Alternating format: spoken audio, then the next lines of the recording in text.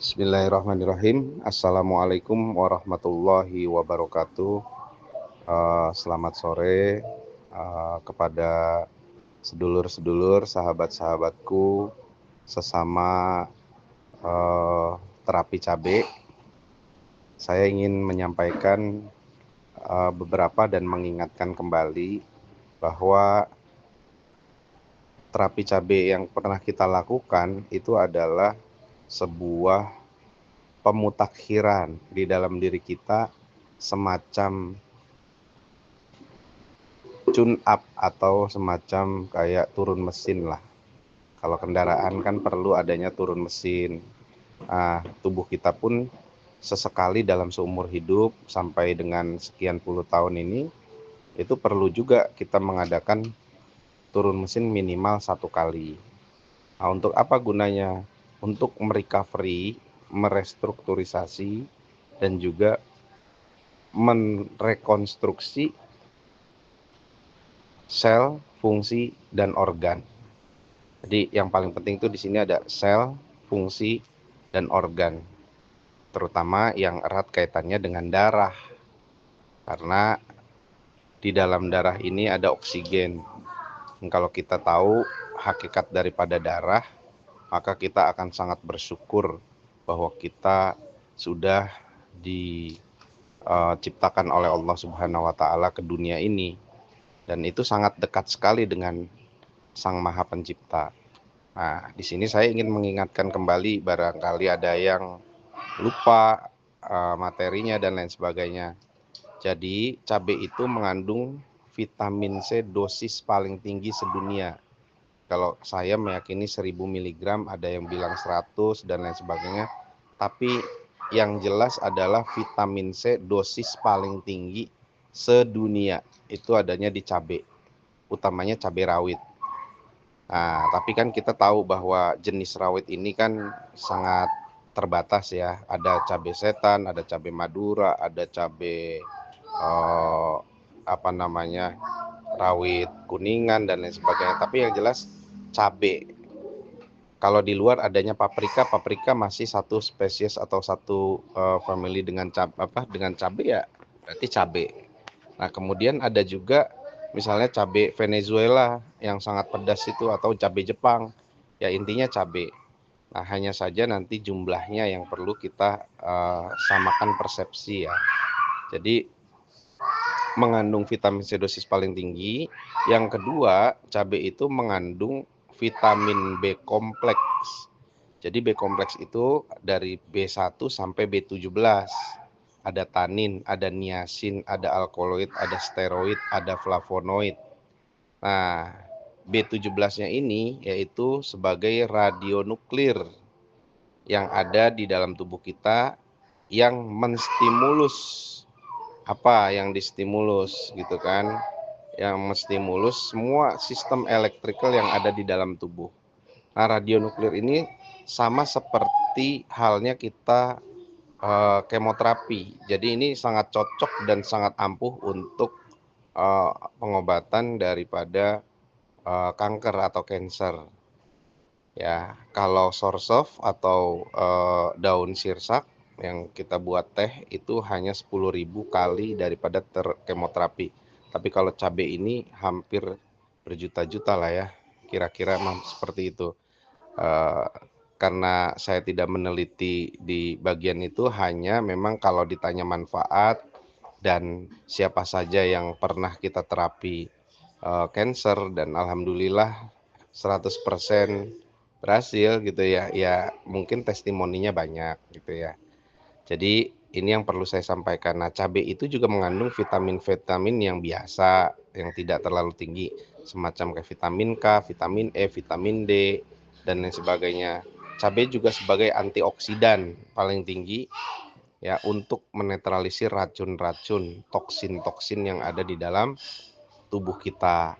Kemudian apalagi cabai menstimulus juga untuk menormalisasi yang namanya hormon-hormon yang ada di tubuh kita. Kalau perempuan misalnya hormon estrogen, kalau laki-laki hormon progesteron atau testosteron gitu ya. Nah, kemudian cabai juga ngapain aja nih? Bisa buat apa aja? Antiinflamasi. mengobati luka, kemudian mengobati kulit-kulit yang memang kurang glowing lah kalau zaman sekarang ya. Jadi kalau skincare itu kalau mungkin mengandung cabai itu insya Allah mungkin glowing ya, karena orang yang sering makan cabai itu kulitnya ya glowing gitu. Nah terus selain itu cabai juga bisa untuk mengusir yang namanya kuman, bakteri, patogen ya, baik itu bakteri yang tidak dibutuhkan oleh tubuh maupun bakteri jahat. Kemudian virus terutama. Nah, di virus ini karena virus ini tidak bisa dihilangkan dengan seksama, kecuali bakteri mungkin bisa dibunuh ya. Kalau virus ini sifatnya dia hanya berubah bentuk karena dia memiliki yang namanya droplet gitu ya, untuk inang, untuk tempat dia bersemayam. Nah, virus ini hanya bisa direkonstruksi saja. Jadi sifatnya adalah konstruktif, bukan destruktif. Nanti ketika cabai ini sarinya masuk ke bertemu dengan virus yang ada di dalam tubuh kita, maka virus berubah layaknya energi menjadi energi positif dari energi negatif. Nah, kemudian caranya bagaimana terapi cabai ini dilakukan gitu ya. Terapi cabai ini dilakukan dengan cara dimakan, dikunyah, tapi mulutnya tidak terbuka, di blender di dalam mulut. Kemudian dikunyah sebisa mungkin mulutnya tidak terbuka. Kemudian kunyahnya cepat dengan aba-aba, habis itu ditelan. Setelah masuk, tarik napas panjang lewat hidung, keluar lewat mulut, sesekali ditarik napas dan ditahan di dada, di leher, di punggung, di perut dan lain sebagainya. Habis itu keluarin lewat mulut. Terus lakukan berkali-kali hingga rasa pedasnya itu hilang. Kalau sudah rasa pedasnya hilang, minumlah air yang sebelumnya disediakan, yaitu air mendidih atau air panas, kan itu sambil menunggu respon atau mungkin netralisir daripada pedasnya cabai, maka air itu kan akan menuju kepada hangat dari panas. Nah, baru kita boleh untuk layak minum. Nah, ketika kita sudah minum sedikit-sedikit sambil kayak ngopi seperti itu, kita telan. Nah, kita lihat reaksinya. Bahkan kita dibayar tunai reaksinya itu. Jika kita ada bagian kita yang sakit ya, bagian itu yang sedang dieksplor oleh cabai tadi. Jadi darah kita yang tadinya kental, darah kita yang kurang oksigen, warna darah yang kurang baik, kemudian hemoglobin kita bermasalah, trombosit kita juga bermasalah. Nah, ini dengan cabai insya Allah semuanya akan baik-baik saja. Hanya jangan panik ketika terjadi sesuatu yang mungkin bagi kita anti klimaks, karena itu semua sudah diperhitungkan. Ya, semua itu sudah diperhitungkan dan nggak ada masalah. Rumusnya adalah Raja Tega, kemudian semakin orang yang kita terapi itu semakin sakit, berarti semakin dia dibebaskan dari segala penyakit. Nah, kita harus senang menghadapi itu, bukan panik. Nah, kalau udah senang, tunggu sampai normal kembali keadaan. Habis itu berserah dirilah kepada Allah Subhanahu wa taala, minta bimbingan supaya diberikan kesembuhan gitu ya. Nah, caranya cabai masuk ke dalam tubuh itu unik juga. Salah dikunyah masuk, kemudian dia eksplor lewat organ-organ yang dilewati, kemudian didistribusikan dari pembuluh vena menuju ke arteri dan kapiler. Nah, di situ kita akan ketahuan mana yang punya penyakit sinusitis takikardia atau penyumbatan pembuluh darah dan lain sebagainya.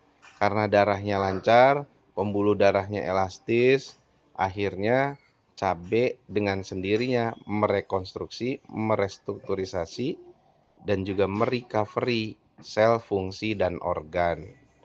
Nah, waktunya nggak lama, antara 5 menit sampai 15 menit. Andai kata pun ada 20 menit itu kasus-kasus tertentu, misalnya kayak apa batu empedu, saluran infeksi saluran kantung kemih gitu ya.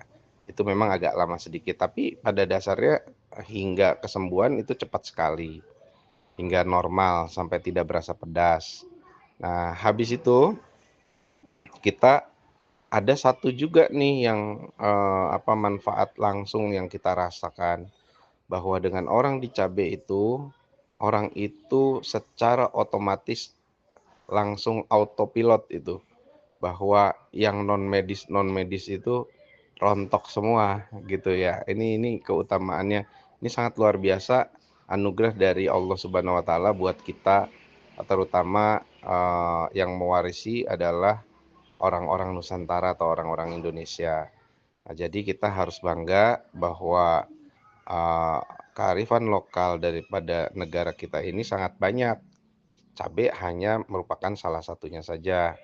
Nah, karena cabai juga menangkal apa namanya, uh, menangkal sihir, menangkal santet dan lain sebagainya, maka tentunya cabai juga berfungsi sebagai anti daripada non medis gitu ya. Jadi yang sifatnya serangan-serangan non medis, insya Allah dengan sendirinya cabai sudah punya penolaknya. Dengan sendirinya orang makan cabai, dia seperti mengeluarkan aura tertentu.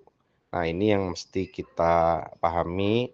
Mudah-mudahan ini menjadi pengingat bagi kita semua supaya kita bisa berbagi kepada minimal depan belakang kita, kanan kiri kita, atas bawah kita, keluarga kita dan tetangga kita merasakan manfaatnya. Terima kasih, salam local wisdom dari saya, founder Terapi Cabe. Assalamualaikum warahmatullahi wabarakatuh.